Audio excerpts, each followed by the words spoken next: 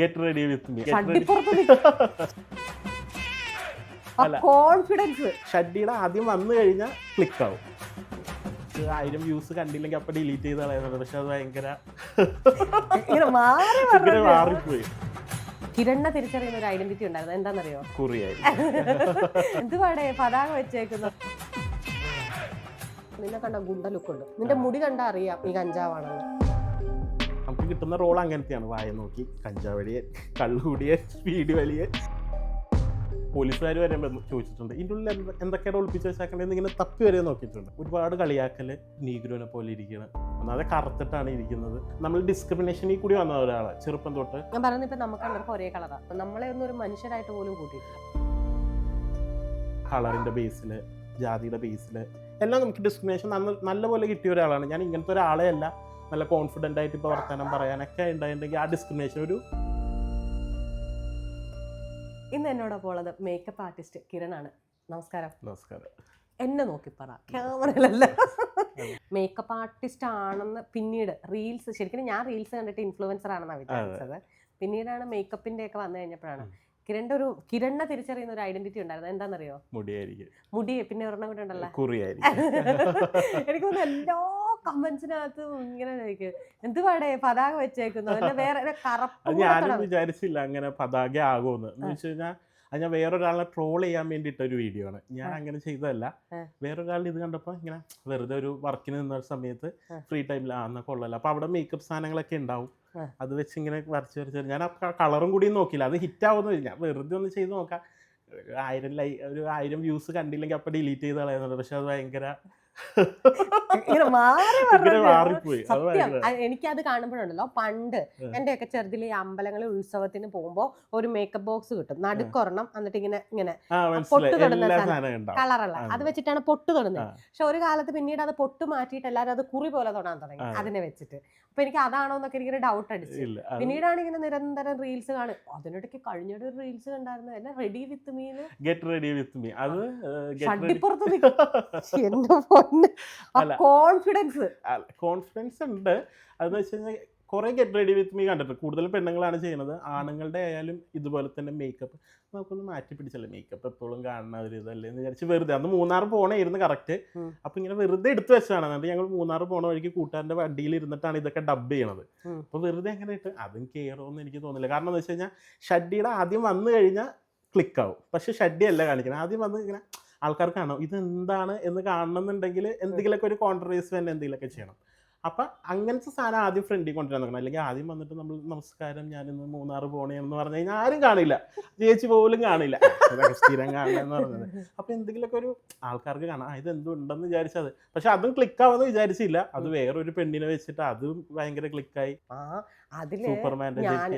Superman എന്ത് സംഭവം എന്ന് വെച്ചാൽ ഈ പറഞ്ഞ പോലെ ഗെറ്റ് റെഡി വിത്ത് മീ എന്ന് പറയുമ്പോൾ എല്ലാവരും ഇപ്പൊ ഇങ്ങനെ ട്രോളാറുണ്ട്. അതായത് ഒരു പെർഫ്യൂം ഇങ്ങനെ എടുക്കുന്നു, ഇങ്ങനെ ഇടുന്നു, എന്നിട്ട് ഇങ്ങനെ കണ്ണാടി പോയിട്ട് ഇങ്ങനെ കാണിക്കുന്നു, അങ്ങനെ ഭയങ്കര. അതായത് ഓക്കെ, നമ്മള് ഇത് സോഷ്യൽ മീഡിയയിൽ എന്ത് വൈറലാവാൻ എല്ലാവരും അങ്ങനെ കാണിക്കും. പക്ഷെ ആദ്യമായിട്ടാണ്, അതായത് നമ്മളുടെ, ഞാൻ പറഞ്ഞില്ലേ, ഞാൻ ഭയങ്കര കോൺഷ്യസ് ആണ്. എന്നെ വണ്ണമൊക്കെ ആകുമ്പോൾ എനിക്ക് ഇപ്പൊ തന്നെ ഇത് വെച്ചേക്കുന്നത് എന്തിനാന്നറിയാലോ, എന്റെ വയറ് തൂങ്ങിക്കിടക്കുന്നുള്ള പേടി കൊണ്ട്. അത് എനിക്കും ഉണ്ടായിരുന്നു. പിന്നെ കളിയാക്കൽ കിട്ടിക്കഴിയുമ്പോൾ നമുക്കൊരു കോൺഫിഡൻസ്. ഞാൻ പറഞ്ഞത് നോക്കുമ്പോ അതിങ്ങനെ വയറൊക്കെ ഇങ്ങനെ പിടിച്ച് കാണിക്കുന്നത് കണ്ടപ്പോ ഞാൻ ദൈവമേ എങ്ങനെ ഇത്രയും, മനസ്സിലായോ? എനിക്ക് ഞാൻ ഞെട്ടിപ്പോയി കിരണ്ടെ കുറിച്ച്. ഇങ്ങനെയൊക്കെ പറ്റും ആളുകൾക്ക്?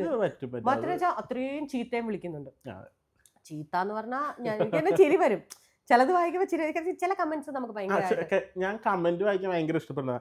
അത് ക്രിയേറ്റിവിറ്റി ആയിട്ട് എഴുതണത് കാണുമ്പോൾ എനിക്ക് അത് കാണുമ്പോൾ ഓക്കെ. പിന്നെ വേറൊരു പയ്യൻ എന്നെ റീക്രിയേറ്റ് ചെയ്തിട്ടുണ്ട്. അവന്റെ കഷ്ടപ്പാടെന്ന് വെച്ചാൽ എന്റെ മുടി ആദ്യം ഇതൊക്കെയാണ് ഒരു പേപ്പർ വെട്ടി ഇങ്ങനെ എല്ലാവരും ചെയ്യണത്. അപ്പൊ ഇതാക്കി. പിന്നെ വേറൊരു പുള്ളി ഒരു ഹിപ്പോപ്പൊട്ടാമസിന്റെ ഒരു പടം വരച്ചിട്ടുണ്ടായിരുന്നു. ആ ചെക്കനെ തെറിയോട് തെറിയായിരുന്നു. എന്നെ അങ്ങനെ കാണിച്ചു തന്ന ഒരു ഡിസ്ക്രിമിനേഷൻ ചെയ്തു അങ്ങനെ. പക്ഷെ അതെന്ന് വെച്ചാൽ പണ്ട് മറ്റേ നമ്മുടെ പത്രത്തിലൊക്കെ വരും മന്ത്രിമാരുടെ ഫോട്ടോ ഇങ്ങനെ, ആട്, പശു, അതാണ് അവൻ ഉദ്ദേശിച്ചത്. അത് മിക്കവർക്കും മനസ്സിലായിട്ടില്ല. അപ്പം ഞാനത് പറഞ്ഞു, ഓ താങ്ക് യു, നിങ്ങളുടെ വിലയേറിയ സമയത്തിന് നന്ദി എന്നും പറഞ്ഞ് ഇട്ടിട്ടുണ്ട്. അപ്പം അത് കുഴപ്പമില്ല, അവന് അത് ഭയങ്കര ഇഷ്ടമാണ്. നമുക്ക് വേണ്ടി ഒരാൾ സമയം കളയുമ്പോൾ അവർക്ക് നമ്മൾ എപ്പോഴും. പിന്നെ ഫസ്റ്റ് ഓഫ് ഓൾ ഞാൻ വന്നപ്പോഴേ പറയണത് ഓർത്താണ്, കിരണിന്റെ വീട് ഓസമാണ്. എനിക്കാണെ അസൂയാണ് സത്യത്തിൽ. ഞാനിങ്ങനെ ഓരോരുത്തരായിട്ട് നോക്കിയിട്ട് മറ്റേ ഈ ആ പടമില്ലേ, ഏതോ ഒരു പടത്തിനകത്ത് ബോംബ് വെച്ചിട്ടുണ്ട് ഫ്ലാറ്റിൽ എന്ന് പറയുമ്പോൾ മിക്സി എടുക്കുന്നോ ബിന്ദു പണിക്കർ അതുപോലെ ഇവിടുന്ന് പോകുമ്പോ എന്തെടുക്കണം എനിക്ക് അറിയാൻ പറ്റത്തില്ല. അത്ര നന്നായിട്ട് അതൊരു ഡ്രീമാണ് എൻ്റെ വീട് എന്ന് പറയുന്നുണ്ടായിരുന്നത്. ഇപ്പം പണിതിട്ട് ഇപ്പം 3ാമത്തെ വർഷമാണുള്ളൂ. അപ്പോൾ പെട്ടെന്ന് നമ്മൾ അറിയില്ല, വീടും കല്യാണം അതൊക്കെ ഒരു സമയം ആകുമ്പോൾ അത് നടക്കുന്നത്. ഒട്ടും നമ്മുടെ കയ്യിൽ ഇൻവെസ്റ്റ്മെൻറ്റ് ഉണ്ടായിരുന്നില്ല, ഒന്നും ഉണ്ടായിരുന്നില്ല, എങ്ങനെയോ നടന്നു. പക്ഷേ എനിക്ക് എൻ്റെ ഒരു വീട് പണിയുമ്പോഴത്തേക്കും എനിക്കൊരു ഡ്രീം ഉണ്ടായിരുന്നു, എൻ്റെ സാധനങ്ങൾ ഇങ്ങനെ ആയിരിക്കണം. ഈ വീടിൻ്റെ തറക്കല്ലിടുന്ന സമയത്ത് മേടിച്ചതാണ് ഈ ക്ലോക്ക്. ഈ ക്ലോക്ക് ഞാൻ ആദ്യം മേടിച്ചത്, ഫസ്റ്റ് മേടിക്കുന്ന ക്ലോക്ക് എല്ലാം ഓൺലൈനിൽ നിന്നാണ് മേടിച്ചത്. എനിക്കൊരു ഇതുണ്ടായിരുന്നു, എവിടെ എന്ത് പ്ലേസ്മെൻറ്റ് ചെയ്യണം, എന്താവണം എന്നുള്ളത് അതുണ്ടായിരുന്നു. അത് എനിക്ക് അതല്ല പ്രത്യേകം എടുത്തോണ്ട് നീറ്റ് ആൻഡ് ക്ലീൻ. അത് എനിക്ക് ഇത് കണ്ടു കഴിഞ്ഞപ്പോൾ ഞാൻ എൻ്റെ മുറിയെ കുറിച്ച് ആലോചിച്ചു. ഓ ഡാർക്ക് നീറ്റ് ആൻഡ് ക്ലീൻ അമ്മക്കാണ് കൊടുക്കേണ്ട, അമ്മയാണ്. എന്നാലും ഞാനും നോക്കും. എന്നാലും എൻ്റെ അടുത്ത് ഒരു 8 പ്രാവശ്യം പറഞ്ഞാലായിരിക്കും. ഞാനിപ്പോൾ നിങ്ങൾ ഇന്ന് വന്നപ്പോഴത്തേക്കാണ് ഫിഷ് ടാങ്കിൻ്റെ ഫിൽറ്റർ നമ്മൾ ക്ലീൻ ചെയ്യുന്ന ടൈമായിരുന്നു. അപ്പോൾ രാവിലെ വന്ന് അത് ക്ലീൻ ചെയ്ത്, അത് ഇന്നലെ തൊട്ട് പറയണ നമ്മൾ ക്ലീൻ ചെയ്യ്. അപ്പോൾ പിന്നെ ഇന്റർവ്യൂവിന് വരുമ്പോൾ എന്താണെങ്കിലും അമ്മയ്ക്കാണെങ്കിലും അടിപൊളി. നിങ്ങൾ നന്നായിട്ട് വീട് മെയിൻറ്റെയിൻ ചെയ്യാന്ന് പറഞ്ഞാൽ, നമ്മളിത് 1.5 സെന്റില് വെച്ചേക്കുന്ന ഒരു വീടാണ്. നല്ല രസമുണ്ട്. 2 നിലയായിട്ടാണ്. 2 നില ഭയങ്കര രസമുണ്ട്. സാധാരണക്കാരൻ ഒരാൾക്ക് ജീവിക്കാൻ പറ്റുന്ന അത് മതി. വീടെന്ന് പറഞ്ഞു കഴിഞ്ഞാൽ എൻ്റെ ഒരു നമ്മളാവുന്ന സ്ഥലമാണ്. അവിടെ നമുക്ക് ആവശ്യമുള്ള സാധനം മതി. അതിൻ്റെ അപ്പുറത്തേക്ക് നമുക്കൊന്നും വേണമെന്ന് എനിക്ക് തോന്നിയിട്ടില്ല. അങ്ങനെ വലിയതായിട്ട് വേണമെന്ന് എനിക്ക് തോന്നിയിട്ടില്ല. വീട് എപ്പോഴും വരുമ്പോൾ, നമ്മളുടെ വീട്ടിലേക്ക് ഒരാൾ വരുമ്പോഴത്തേക്കും പിന്നീട് അവിടെ വരാണ്ടിരിക്കാൻ തോന്നരുത്. നമ്മുടെ വീട്ടിലോട്ട് വരുമ്പോഴത്തേക്ക് എപ്പോഴും ഫുഡിൻ്റെ കാര്യത്തിലായാലും മീറ്റിൻ്റെ കാര്യത്തിലായാലും ആ വീട്ടിൽ പോകണം എന്നുള്ളൊരു കൺസെപ്റ്റ് എനിക്കുണ്ട്. ആര് വന്നാലും, ഇപ്പോൾ ഞാനിത് ഒരു മേക്കപ്പ് ആർട്ടിസ്റ്റ് ആയതുകൊണ്ട് ആർട്ടിസ്റ്റ് മാത്രം എന്നൊന്നുകൊണ്ടല്ല, ഏതൊരാൾ വന്നാലും, എൻ്റെ കൂട്ടുകാരന്മാർ വന്നാലും, ആര് വന്നാലും, വീട്ടുകാർ വന്നാലും, കിരണിൻ്റെ വീട് അവിടെ പോയി ഒന്ന് നിൽക്കണം, അങ്ങനെയുള്ളൊരു ഇതാണ്. തീർച്ചയായും അത് നന്നായിട്ടുണ്ട് കിരണ, നല്ല രസമാണ്. അതിനുശേഷം ഈ മുടി വെട്ടി നിർത്താത്തതാണോ അത് ഇങ്ങനെ തന്നെ? അല്ല, മുടി ഇങ്ങനെ തന്നെയാണ്. അതെ, പരിപാലിച്ച് അല്ല വെട്ടാലോ, ഒതുക്കാലോ, സ്റ്റൈൽ ചെയ്യാലോ. ഇതൊരു സ്റ്റൈലാണ്. സ്റ്റൈൽ ചെയ്താൽ എനിക്ക് തന്നെ ചേരില്ലെന്ന് എനിക്ക് തന്നെ ഒരു തോന്നൽ തോന്നിയിട്ടുണ്ട്. നമുക്കൊരു കോൺഫിഡൻസ് ഉണ്ടാവണമല്ലോ മറ്റുള്ളവരുടെ മുമ്പിലേക്ക്. അങ്ങനെയായിട്ട് മുടി എന്ന് പറയുമ്പോഴത്തേക്കും വളർത്താൻ തുടങ്ങിയിട്ട് ഇപ്പോൾ കുറച്ച് നാളായിട്ടുള്ളൂ. പണ്ട് ഒട്ടും ഇഷ്ടമില്ലാത്തൊരു മുടിയായിരുന്നു. കാരണം ഒരുപാട് കളിയാക്കൽ എന്ന് വെച്ചാൽ നീഗ്രോനെ പോലെ ഇരിക്കണം, ഒന്നാമത് കറുത്തിട്ടാണ് ഇരിക്കുന്നത്, ഭയങ്കര ഡിസ്ക്രിമിനേഷൻ നേടി. അപ്പോൾ ഒരു ടൈം കഴിഞ്ഞപ്പോഴാണ് നമ്മൾ എന്താ പറയുക, ഇത് നമ്മുടെ ഐഡൻറ്റിറ്റിയാണ് എന്നുള്ളത്. അപ്പോൾ ഈ മേക്കപ്പ് ആർട്ടിസ്റ്റിന് വന്നതിന് മുമ്പ് തന്നെ ഞാൻ മേക്കപ്പ് ആർട്ടിസ്റ്റ് ആവാൻ ആഗ്രഹിച്ച ഒരാളെ അല്ല. അതിന് മുമ്പ് തന്നെ അഭിനയത്തിലേക്കാണ് വരുന്നത്. അഭിനയത്തിലേക്ക് വരുമ്പോഴാണ്, അഭിനയത്തിൽ നമുക്ക് അങ്ങനെ തുടക്ക സമയത്ത് ആദ്യം മുടി കണ്ടിട്ടാണ് എന്നെ അഭിനയത്തിലേക്ക് വിളിക്കുന്നത്. നമ്മൾ ഈ ഒരു +2 പഠിക്കുന്ന സമയത്ത് മുടി ഇങ്ങനെ എൻ്റെ മുടി നല്ലത് ഈരിക്കഴിഞ്ഞ് ഇങ്ങനെ പമ്പ് പോലെയാവും. ഇപ്പം ഇതല്ല, ഇത് കുറച്ചും കൂടി ഈരിക്കഴിഞ്ഞ് കഴിഞ്ഞാൽ ഇങ്ങനെ സായിബാബേനൊക്കെ സായിബാബ എന്നായിരിക്കും വിളിക്കണം. അപ്പോൾ അങ്ങനെ മുടി ഈരിയിട്ട് നമ്മളെപ്പോഴും പോയി നിൽക്കണം, വായി നോക്കി നിൽക്കാൻ സ്റ്റേഡിയത്തിൽ പോയി നിൽക്കും. വീടിൻ്റെ തൊട്ടടുത്താണ് സ്റ്റേഡിയം. അപ്പോൾ ഇങ്ങനെ അതിലെ കൂടി പോയപ്പോൾ ഒരു ഡയറക്ടർ ഇങ്ങനെ കണ്ടിട്ട് ചോദിച്ചു, ഷോർട്ട് ഫിലിം ചെയ്യണം, അപ്പോൾ ഇങ്ങനെ ഒരു അഭിനയിക്കാൻ താല്പര്യം. അഭിനയിക്കാൻ എനിക്ക് താല്പര്യമില്ല. കാരണം എന്താ വെച്ച് കഴിഞ്ഞാൽ നമുക്കൊരു നാണം, അത് അഭിനയിക്കാൻ ഒരാൾ വന്നിട്ട് ഫസ്റ്റ് ടൈം നമുക്ക് അതിനായിട്ടുള്ളൊരു ചിന്തയില്ല.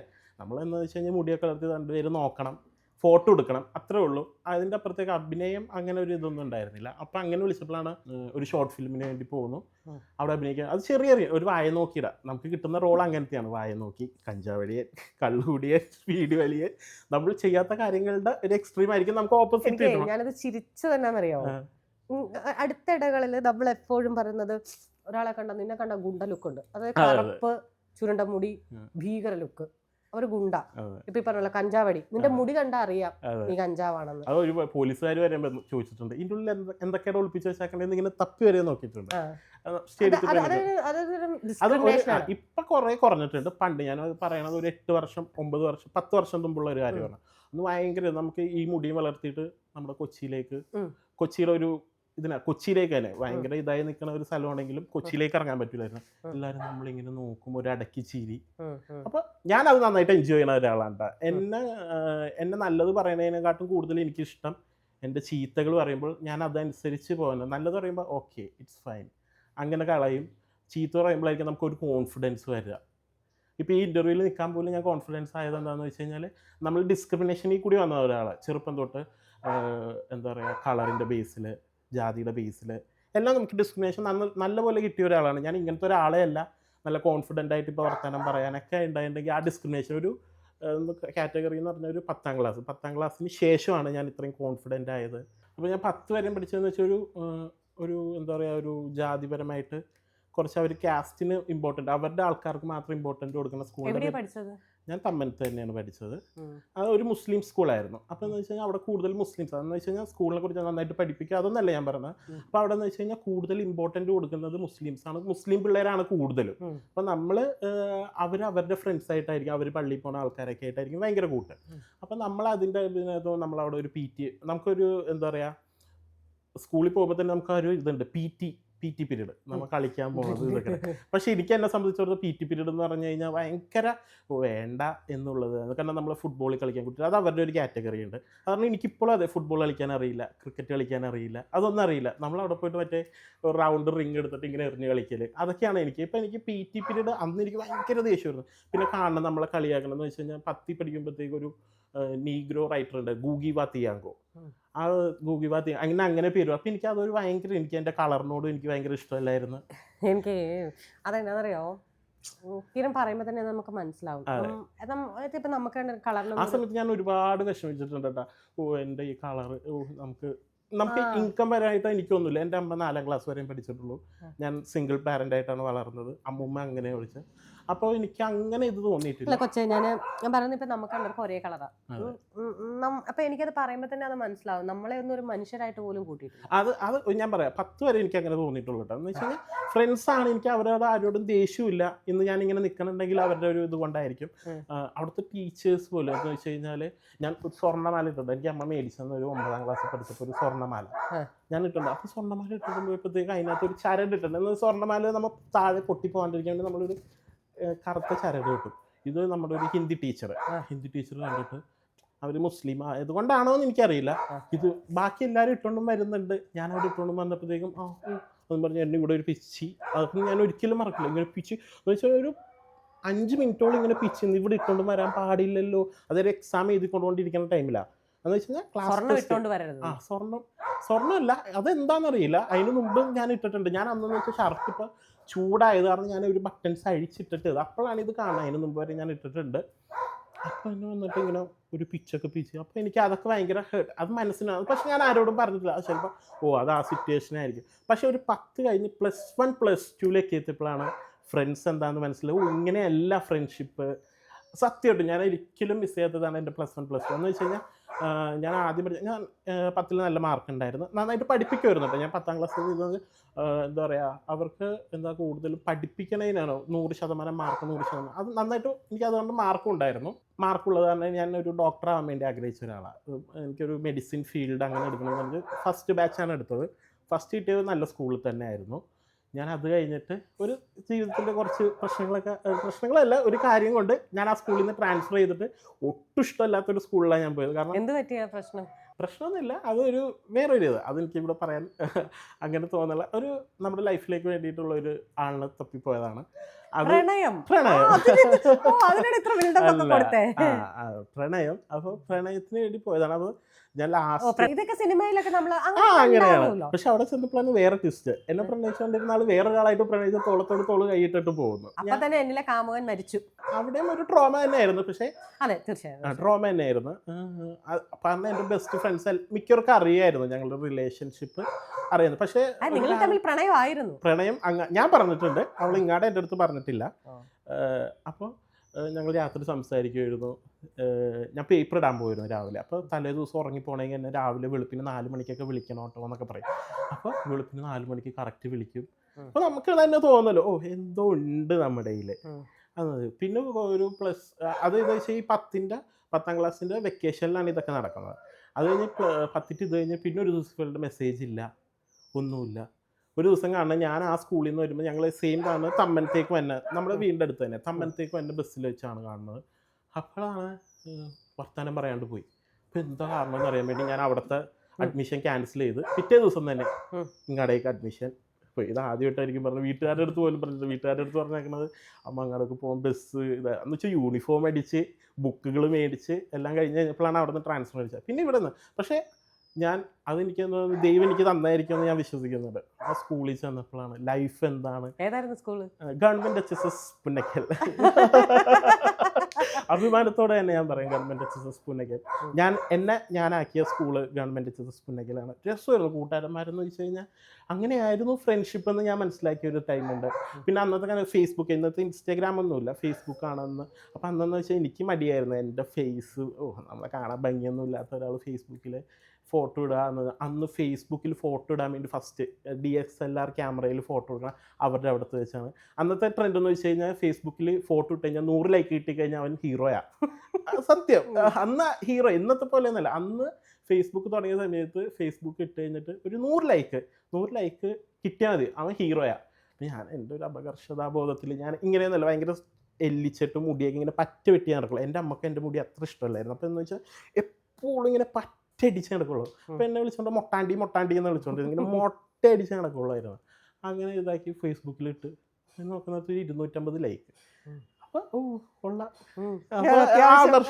അപ്പോൾ അതങ്ങോട്ട് പോയി കിട്ടി എന്ന് വെച്ച് കഴിഞ്ഞാൽ നമ്മുടെ ഫോട്ടോ ഇട്ടാൽ പിന്നെ ഫോട്ടോ ഇടാൻ തുടങ്ങി. അങ്ങനെ എന്താ പറയുക, കൂട്ടുകാരായിട്ട് ഫസ്റ്റ് ട്രിപ്പ് പോകണം അവിടെ നിന്നാണ്. ഇത്രയും നാളുകൾക്ക് പുറത്ത് മൂന്നാർ പോകണത്, ഫസ്റ്റ് മൂന്നാർ കാണാൻ പോകണം അവിടെ നിന്നാണ്. എല്ലാം അവിടെ നിന്നായിരുന്നു. ഇപ്പൊ ഈ പറഞ്ഞ പോലെ അമ്മ ഒരു സിംഗിൾ മദറാണ്. ഇപ്പൊ ഈ പറയുന്ന ഇപ്പൊ എറണാകുളത്ത്, ഇപ്പൊ ഈ തമ്മനത്ത്, ഇപ്പൊ എനിക്ക് തോന്നുന്നത് അത്യാവശ്യം ഏറ്റവും ഹൃദയഭാഗം തന്നെ കലൂർ സ്റ്റേഡിയത്തിന്റെ അടുത്ത്. അപ്പൊ ഈ സിംഗിൾ മദറിന്റെ കുട്ടിയായിരിക്കുക, അവിടുന്ന് നമ്മൾ വളരുക, നമ്മൾ എന്തെങ്കിലും നമ്മൾ എടുക്കുന്ന ഓരോ ചുവടും ഏറ്റവും എന്താ പറയുക, പാരന്റ്സ് ഉള്ള കുട്ടിയെ കഴിഞ്ഞും നമ്മൾ സൂക്ഷ്മതയോടെ നടക്കണം എന്ന് പറയും. മനസ്സിലായോ? അതായത് ഇത്രയും വലിയ റോട്ടിൽ കൂടെ നമുക്ക് ചഞ്ഞാ പിഞ്ഞാ ഓടാം. സിംഗിൾ വരികയാണെങ്കിൽ അതിനൊരു ഓട്ടത്തിന് എങ്ങനെയായിരുന്നു സിംഗിൾ പാരന്റ് ലൈഫിലെ ഒരു ബാല്യം എങ്ങനെയായിരുന്നു? സിംഗിൾ പാരന്റ് ലൈഫിലെ ബാല്യം എന്ന് വെച്ച് കഴിഞ്ഞാൽ എനിക്ക് അങ്ങനെ സിംഗിൾ പാരന്റ് ആണെന്ന് എനിക്ക് തോന്നിയിട്ടില്ല. കാരണം എനിക്ക് അമ്മയായിരുന്നു നോക്കിക്കൊണ്ടിരുന്നത്. പിന്നെ അമ്മയുടെ ചേട്ടനെ നല്ലപോലെ നോക്കുമായിരുന്നു അവരുടെ ഫാമിലി. അപ്പോൾ എന്ന് വെച്ചാൽ വെക്കേഷൻ വരുമ്പോഴത്തേക്കും അങ്ങാടായിരിക്കും പോകുന്നത്. എനിക്ക് അങ്ങനെ ഒരു സിംഗിൾ പാരൻ്റാണ് മറ്റുള്ളവർ അറിയുമ്പോഴായിരിക്കും നമുക്കൊരു തോന്നില്ല. അല്ലാണ്ട് നമുക്കങ്ങനെ സിംഗിൾ പാരൻറ്റിൻ്റെ ഒരു ഇത് എനിക്ക് തോന്നിയിട്ടില്ല. പിന്നെ അപ്പം നല്ലപോലെ തന്നെയാണ് എന്നെ വളർത്തിയിട്ടുള്ളതും. അമ്മ ഇവിടെ അടുത്ത് തന്നെ ഒരു ഫ്ലാറ്റിൽ വർക്ക് ചെയ്യുകയാണ്. പിന്നെ അമ്പലത്തിൽ അമ്മുമ്മ ഉണ്ടായിരുന്നു, അമ്മയുടെ അമ്മ അമ്പലത്തിലാണ് വർക്ക് ചെയ്തുകൊണ്ടിരുന്നത്. അപ്പോൾ ചെറുപ്പകാലം തൊട്ട് ഞാൻ അമ്പലമായിട്ട് ഭയങ്കര വീട് കണ്ടാൽ തന്നെ അറിയും ദൈവങ്ങളുടെ ഫോട്ടോ അത് ഇതൊക്കെയാണ്. അമ്പലം ഭയങ്കര വിശ്വാസിയാണ്. അതുകൊണ്ട് തന്നെ അമ്പലത്തിൽ തന്നെ വെക്കേഷൻ ആയാലും ഒരു ഇതായാലും അമ്മൂമ്മയോടൊപ്പം അമ്പലത്തിൽ പോകുന്നു. അമ്മൂമ്മേനെ അവിടെയൊക്കെ സഹായിക്കുന്നു, വിളക്കെടുത്ത് വെക്കാൻ സഹായിക്കുന്നു, വിളക്കിൽ എണ്ണ ഒഴിക്കുന്നു, തിരിയിടുന്നു, അതൊക്കെ തന്നെയാണ്. പിന്നെ അവിടുത്തെ തിരുമേനിമാരായിട്ട് ഇവരായിട്ട് കറങ്ങാൻ പോകുന്നു, പൂ പറിക്കാൻ പോകുന്നു, അതൊക്കെയാണ് എൻ്റെ ചെറുപ്പത്തിലെ ഒരു അമ്പലം വരെ. പിന്നെ കൂട്ടുകാരായിട്ട് ഇവിടെയും കളിക്കാറുണ്ട്. അന്ന് ഫുട്ബോളും ക്രിക്കറ്റും അന്നും എനിക്ക് പേടിയായിരുന്നല്ലോ, ഞാൻ പറഞ്ഞിട്ടുണ്ടായിരുന്നു. അതുകൊണ്ട് അതൊന്നും കളിക്കാറില്ല. അല്ലാണ്ട് ഇവിടെയുള്ള ഒളിച്ചും പാത്തും അത് ഇതൊക്കെയാണ് നമ്മൾ കളിച്ചുകൊണ്ടിരുന്നത്. അങ്ങനെ പിന്നെ നമ്മൾ 10 കഴിഞ്ഞിട്ട് നമ്മളൊരു വേറൊരു ദിശയിലേക്ക് പോയപ്പോൾ അവിടെ നിന്ന് അങ്ങോട്ട് പൊട്ടി ഇറങ്ങി ഞാൻ. അതെ, അവിടെ നിന്ന് പിന്നെ ഞാൻ ഭയങ്കര കോൺഫിഡൻ്റ് ആയിട്ട് നമുക്ക് ഇതാണ് എന്നുള്ളത്. അപ്പോൾ പിന്നെ എങ്ങനെ മേക്കപ്പിലേക്ക് വരുന്നത് ഞാൻ പറഞ്ഞു അഭിനയമായിരുന്നു ഫസ്റ്റ് ഒരു ഇത്. അപ്പം അങ്ങനെ ചെയ്തുകൊണ്ടിരുന്നപ്പോഴത്തേക്കും ഫസ്റ്റ് മുത്ത് എന്ന് പറഞ്ഞൊരു ഷോർട്ട് ഫിലിം ഞാൻ ചെയ്തു. അത് കഴിഞ്ഞിട്ട് വേറെ ഫേസ്ബുക്കിൽ നിന്ന് തന്നെ ഇങ്ങനെ ഫോട്ടോ ഇടുമല്ലോ, നമ്മുടെ മുടി വളർത്തിയിട്ട് ഫോട്ടോ ഇടുമ്പോഴത്തേക്കും ഓരോരുത്തർ ഇങ്ങനെ ആൽബമാണ്, സിനിമയല്ല ഞാൻ പറയണത്, ആൽബത്തിലേക്ക് ഇങ്ങനെ വിളിക്കും, ഇങ്ങനെ വരുമെന്ന് അഭിനയിക്കാൻ. അങ്ങനെ വേറൊരു ആൽബത്തിൻ്റെ ഇതിനകത്ത് ഇങ്ങനെ വെറുതെ ഒരു പാർട്ടി ആൽബത്തിൻ്റെ അതിനകത്ത് ഇങ്ങനെ കൊടിയൊക്കെ പിടിച്ച് ഓടുന്ന ഒരു സീൻ ചെയ്തു. അങ്ങനെ ചെയ്തപ്പോൾ നമ്മളെ എന്തുണ്ട് അഭിനയത്തിലേക്ക് അങ്ങോട്ട് ഇറങ്ങിയാലെന്ന് വിചാരിച്ചു. അതിൻ്റെ സമയത്താണ് നമ്മുടെ വീടിൻ്റെ അടുത്ത് തന്നെയാണ് ഒരു ഡയറക്ഷൻ ചെയ്യുന്ന ചേട്ടൻ. അപ്പോൾ നമ്മുടെ തമ്പനത്ത് ഒരു കാസ്റ്റിംഗ് ഡയറക്ടറിൻ്റെ തുണിക്കടയുണ്ടായിരുന്നു. അപ്പോൾ ഈ വെക്കേഷൻ ടൈമിൽ അവിടെ പാർട്ട് ടൈം ആയിട്ട് ജോലി ചെയ്യുന്നുണ്ടായിരുന്നു. അപ്പോൾ അവിടെ നിന്ന് വെച്ചാൽ എല്ലാ ഇൻ്റർവ്യൂസും അന്നത്തെ ജീവച്ചേട്ടൻ അങ്ങനെ ഒരുപാട് ഇൻ്റർവ്യൂസ് ഈ കിരൺ TV ഒക്കെ ചെയ്തുകൊണ്ടിരുന്ന സമയത്ത് അതിനകത്ത് ഒരുപാട് ഇൻ്റർവ്യൂസ് അവിടെ വരുമ്പോൾ അവർ ഡ്രസ്സ് കൊടുക്കുന്നുണ്ടായിരുന്നു, കേർട്ടസി കൊടുക്കുന്നുണ്ടായിരുന്നു. അപ്പോൾ അവിടെ മോഡൽ വരും, മേക്കപ്പ് ആർട്ടിസ്റ്റ് വരും, ഡയറക്ടർ വരും, അങ്ങനെ കുറേ പേര് വരും. അപ്പോൾ അങ്ങനെ ഒരു ദിവസം അവിടെ വന്നപ്പോഴത്തേക്ക് ഒരു ചേട്ടൻ എൻ്റെ അടുത്ത് ചോദിച്ച്, ഒരു സിനിമയ്ക്ക് നാളെ നീ ഒന്ന് മഹാരാജാസ് കോളേജ് വരെയും വരുമോ, ഒരു സീനുണ്ട്, അതിനകത്ത് വന്നൊന്ന് അഭിനയിക്കാൻ പോയപ്പോൾ ഞാൻ അഭിനയിക്കാൻ എനിക്ക് അങ്ങനെ സിനിമയിലൊന്നും അഭിനയിക്കാം, എനിക്ക് ഷോർട്ട് ഫിലിം ചെയ്യണ പോലെ അല്ലല്ലോ, സിനിമ എന്ന് പറഞ്ഞാൽ വലിയൊരു ക്രൂ ആണ്, അതെനിക്ക് ചേട്ടാ അങ്ങനെ വരാൻ പറ്റില്ല, എനിക്ക് ക്ലാസ് ഉണ്ട്, ക്ലാസ് കഴിഞ്ഞിട്ടാണ് ഞാൻ. അപ്പം അന്നൊക്കെ അതാണ് ഇമ്പോർട്ടൻ്റ് കൊടുത്തോണ്ട് പഠിക്കണം. അപ്പം അങ്ങനെ കൊടുത്തോണ്ടിരുന്നപ്പോൾ ആ സിനിമയായിരുന്നു മെക്സിക്കൻ ഭാരത. അതിനകത്ത് ഞാൻ താടി വളർത്തും മീശ വളർത്തും എന്ന് പറഞ്ഞാൽ ആ സീൻ്റെ ഒരു ഷൂട്ടിന് വേണ്ടിയാണ് വിളിച്ചുകൊണ്ടിരുന്നത്. അതിന് ഇങ്ങനെ കുറേ ചോദിച്ചു കഴിഞ്ഞപ്പോൾ എൻ്റെ മനസ്സിൽ തന്നെ തോന്നി അന്ന് സിനിമയിലേക്ക് ഇറങ്ങിയാലോ. പിന്നെ ഒഡീഷൻസ് പോകാൻ തുടങ്ങി. അപ്പോൾ ഒഡീഷൻ കോൾ ഫസ്റ്റ് വന്നത് ഒഡീഷന് പോയി, അവിടെ സെലക്റ്റായി, അങ്ങനെ പോയി സെലക്ട് ആവുന്നുണ്ട്, പക്ഷേ സിനിമയിൽ നിന്ന് ഓൺ ആവണില്ല. അങ്ങനെ ചെയ്തുകൊണ്ടിരുന്നപ്പോഴാണ് പിന്നെ ഓണായ സിനിമയാണ് ക്യൂനിൽ ഞാൻ അഭിനയിച്ചിട്ടുണ്ട്. ക്യൂനിൽ ചെയ്യണത് ഫസ്റ്റ് ടൈം. അപ്പം ഞാൻ പേപ്പർ എന്ന ടൈമാണ്. അപ്പോൾ എനിക്ക് വീട് വിട്ട് പോകണത് ഭയങ്കര ഒരു ഇതായിരുന്നു. അപ്പോൾ വീട് വിട്ട് പോകാനായിട്ടുള്ളതാണ് ക്യൂൻ ഫസ്റ്റ് ഷൂട്ട് നടക്കുന്നത്. ട്രെയിലറാണ് ആദ്യം ഒരു ടീസർ പോലെ ഇറക്കിയിട്ട്, ഇത് എല്ലാവരും പുതിയ ആൾക്കാരാണ്, ഡയറക്ടർ എല്ലാവരും പുതിയ ആൾക്കാരാന്ന് പറഞ്ഞാണ് ടീസർ പോലെ ഇറക്കണേന്നാണ്. അപ്പോൾ എന്നെ ഇങ്ങനെ വിളിച്ച് ക്യൂനിൽ സെലക്ട് ആയിട്ടുണ്ട്. അപ്പോൾ എനിക്കറിയില്ല ക്യാരക്ടർ എന്താണ്, അങ്ങനെ ക്യാരക്ടറല്ല അതിനകത്ത് എന്താണെന്നൊന്നും എനിക്കറിയില്ല. അപ്പോൾ എനിക്ക് ഇനി തൃശ്ശൂർ വരെയും പോയി ചെയ്യണം. തൃശ്ശൂരായിരുന്നു ഷൂട്ട്, തൃശ്ശൂർ എഞ്ചിനീയറിംഗ് കോളേജിൽ. അപ്പോൾ പോയി, അപ്പോൾ ഞാൻ ഇവിടെ കൂട്ടുകാരുടെ അടുത്തൊക്കെ പറഞ്ഞപ്പോൾ എടാ അതൊരു നല്ല ചാൻസ് ഇല്ല നീ പോയി. അപ്പോൾ പിറ്റേ ദിവസം ഞാൻ ഇവിടെ രാവിലെ വെളുപ്പിന് പോയി പേപ്പർ ഇട്ടിട്ട് ഇവിടെ നിന്ന് ബസ് കയറി തൃശ്ശൂർ പോയി, തൃശ്ശൂർ എന്നിട്ട് ഷൂട്ട് ചെയ്ത്. അപ്പോഴും അതിനകത്ത് റോളൊന്നുമില്ല, അത് ടീസറാണ്. അപ്പം നമ്മളെ സംബന്ധിച്ചിടത്തോളം വെറുതെ ഇങ്ങനെ നിൽക്കണത് അതൊക്കെ ഉള്ളൂ. അതിൻ്റെ ടീസർ ഇറങ്ങി കഴിഞ്ഞപ്പോഴാണ് എന്നെ നന്നായിട്ട് കാണിക്കുന്നത്. അപ്പോൾ എല്ലാവരും ചോദിക്കും ക്യൂനിൽ എപ്പോഴാണ് എന്താ റോള് എന്നൊക്കെ ചോദിക്കാൻ തുടങ്ങി. അപ്പോൾ നമ്മൾ ക്യൂൻ ചെയ്യുക. അപ്പോൾ ITA പഠിച്ചുകൊണ്ടിരിക്കുന്ന ടൈമിലാണ് ഇത്. ഒരു 7 മാസത്തോളം ഉണ്ടായിരുന്നു ആ ഷൂട്ട്. അതിനകത്ത് ഷൂട്ട് പോയി ക്യൂൻ ചെയ്തു. അതിൽ ഒരുവിധം അറിയപ്പെടുന്ന ഒരു റോള്, ഡയലോഗൊന്നുമില്ല എന്നാലും റിയാക്ഷനും അതൊക്കെ ആയിട്ട് അറിയപ്പെടുന്ന റോള് കിട്ടി. അത് കഴിഞ്ഞിട്ടാണ് ഇങ്ങനെ ഓഡീഷനൊക്കെ പോയി കഴിഞ്ഞപ്പോഴത്തേക്കും നമുക്ക് അതിനകത്ത് ഇൻകം ഇല്ല. അപ്പം നമുക്ക് വീടും നോക്കണമല്ലോ, വീട്ടിൽ ഇതും നോക്കണം. അപ്പോൾ അങ്ങനെ വിചാരിച്ചു സിനിമയിൽ തന്നെ എന്തെങ്കിലും ഒരു കോഴ്സ് നമുക്ക് ചെയ്താലോ എന്ന് വിചാരിച്ചു. ആദ്യം വിചാരിച്ച് ക്യാമറ പഠിക്കാമെന്ന് വിചാരിച്ചു.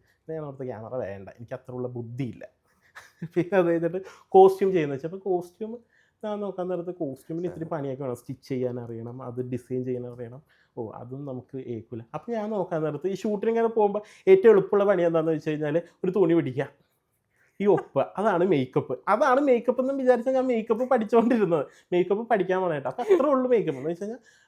ഇതിനെക്കുറിച്ച് ഫൗണ്ടേഷൻ ഉണ്ടെന്നോ അതൊന്നും അറിയില്ല. മേക്കപ്പ് ഇടാൻ പോകണമെന്ന് വെച്ച് കഴിഞ്ഞാൽ എന്താ പറയുക, ഉപ്പ, ഒരു ലിപ്സ്റ്റിക്ക് ഇട്ട് കൊടുക്കുക, ഒരു വിഷർ എടുത്ത് വീശുക, ഒരു കുട പിടിക്കുക. നമുക്കപ്പോൾ അത്രേ ഉള്ളൂ പണി. അത്രയും പണി കഴിഞ്ഞാൽ അഭിനയിക്കുകയും ചെയ്യുക. തൊട്ട് ആർട്ടിസ്റ്റിൻ്റെ ഒപ്പം തന്നെയാണ്. അപ്പോൾ കുറേ ആർട്ടിസ്റ്റിൻ്റെ ഇതേപോലത്തെ മേക്കപ്പ് ആർട്ടിസ്റ്റ് അഭിനയിക്കണ ഞാൻ കണ്ടിട്ടുമുണ്ട്.